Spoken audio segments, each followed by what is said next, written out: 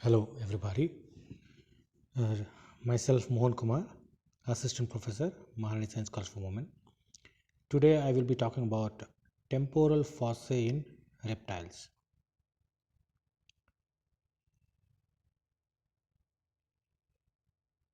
During the whale of the reptiles from amphibia, important changes took place in the composition and structure of the skull.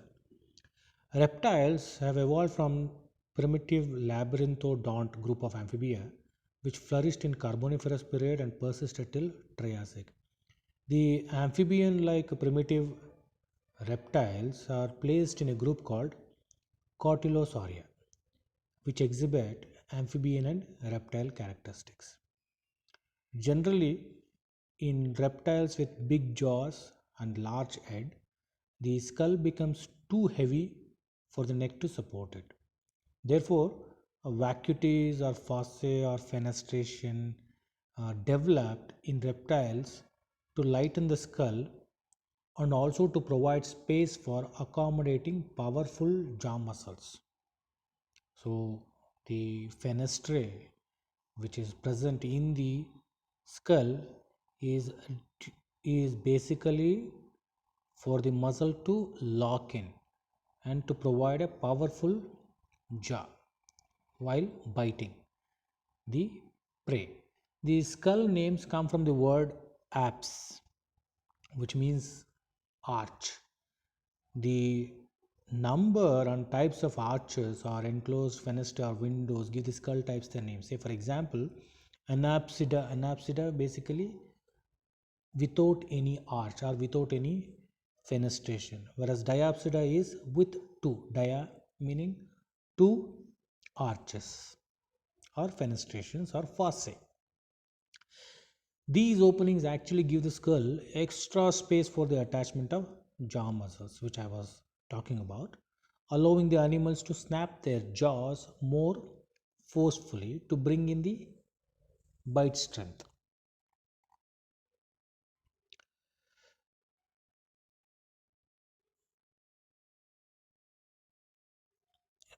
Temporal fossae have been used to classify amniotes by Osborn in the year 1903.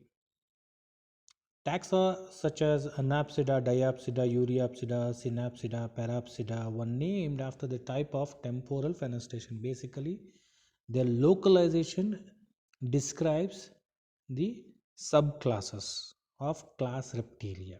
Anapsida, Diapsida are all subclasses.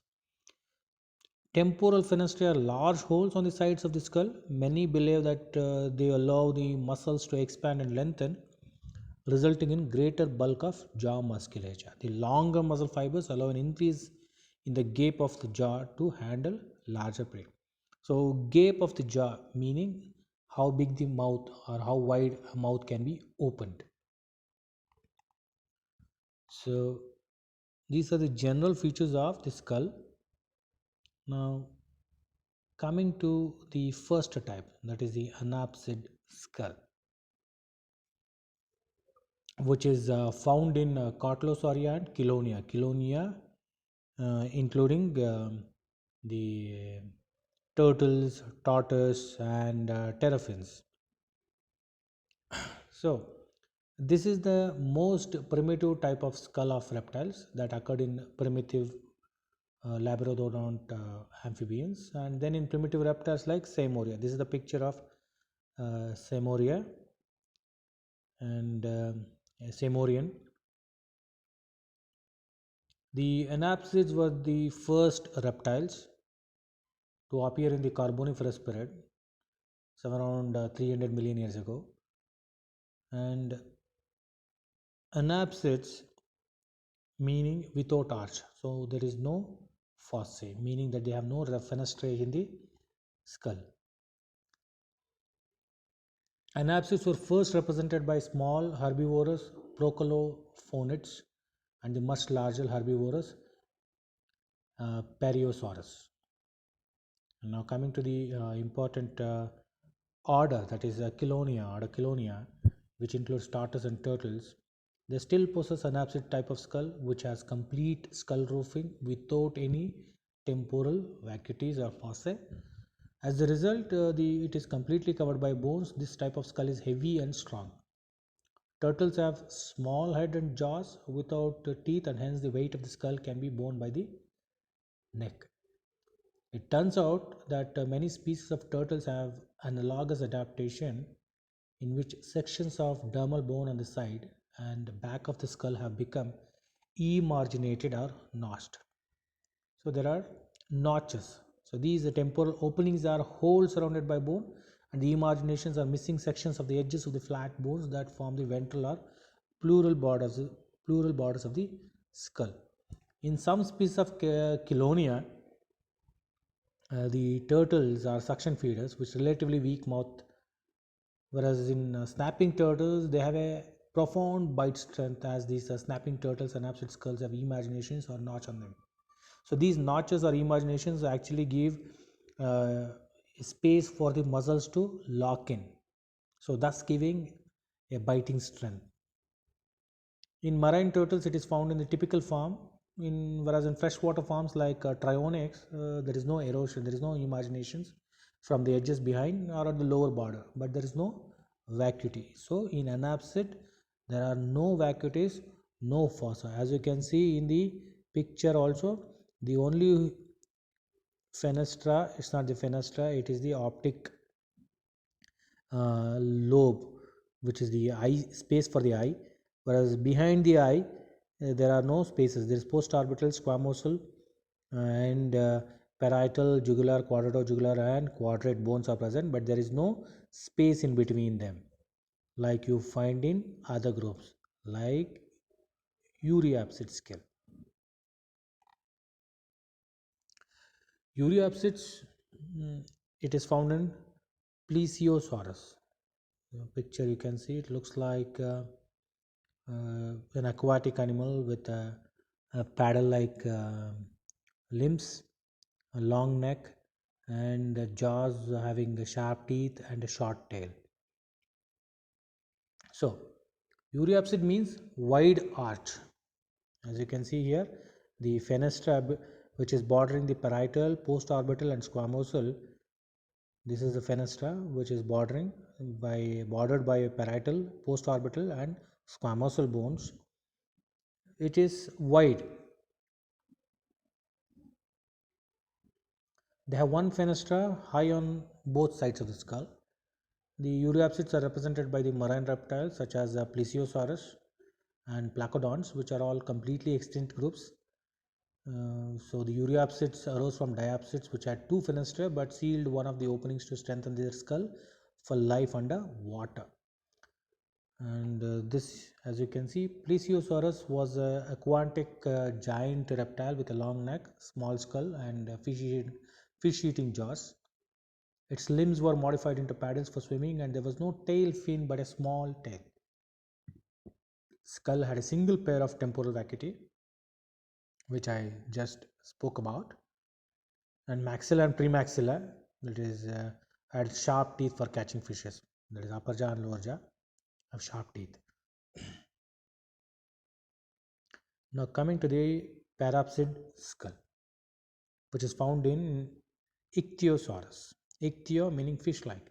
So this type of skull evolved in Ichthyosaurus, which included dolphin-like aquatic reptiles that preyed upon fishes or other aquatic animals. This skull also had only one pair of temporal vacuity on the upper side, as you can see here, guarded by parietal and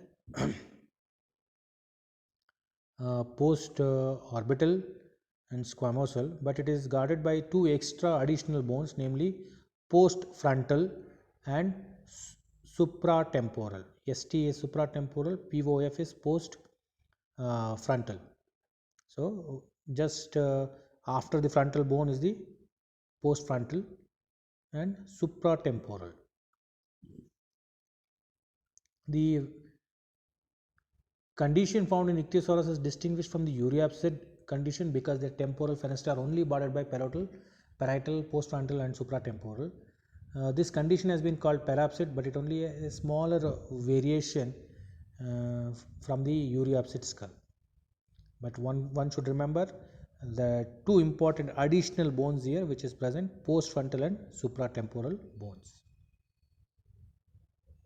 So the next one is very important, which is found in the living reptiles like snakes, lizards, crocodiles, uh,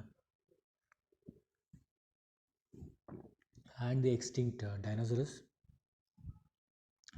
This type of skull has two temporal vacuities on either side of the skull, as you can see here, which is bordered by parietal, postorbital, squamosal, jugular and quadrato-jugal. The superior temporal vacuity and inferior temporal vacuity. Two vacuities. The upper one is supratemporal or superior temporal, the lower one is inferior temporal vacuity. This type of skull is lighter because there is loss of bones and there is a fenestra, and has more space for the attachment of jaw muscles. These fenestrations would allow the jaw muscles to lock in. It is found in all sorts of reptiles except Chelonia. So dinosaurs and crocodiles also have a pair of preorbital vacuities anterior to the eye orbits. But a diapsid skull is present in Mesozoic reptiles like dinosaurs, crocodiles, and rhynchocephalians as well. Rhynchocephalians are spinodonts. So from the diapsid skull has evolved the skull of lizards by the disappearance of infratemporal arcade. So here the infratemporal arcade is absent in case of diapsid skull. In case of lizards, whereas in snake both supra and infratemporal vacuities are absent. So this has actually given more space for the jaw muscles to lock in. If you look at the snakes, their gape is quite wide. They can eat a prey which is larger than their mouth. So that is why they can gulp in it. They can gulp the entire prey. So this is about diapsid skull. And coming to the last skull, which is the synapsid skull, which is found in the extinct animals like Pelicosauria and Therapsids. This type of skull was found in Dimetrodon, which is an example for Pelicosauria, and mammal like Therapsid reptiles like Cynognathus, in which there was only one inferior temporal vacuity. If you look at the picture here,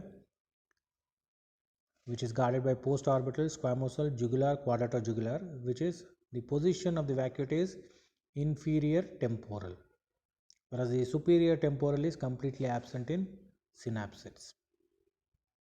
So synapsid means together arch. The synapsids were the dominant land vertebrates from the late Carboniferous period and the end of Triassic period. From the synapsid type evolved mammalian skulls in which postorbitals and quadrato-jugals have been lost and quadrate included in the here. These are the examples. One is the Pelicosauria, this one is a Pelicosauran, whereas this one is a Cynognathus. And it is believed that the birds evolved from the diapsid skull, whereas the synapsid type evolved mammalian skull in which the postorbitals and quadrato-jugals have been lost and quadrate included in the here. So this completes the reptile skull. Thank you.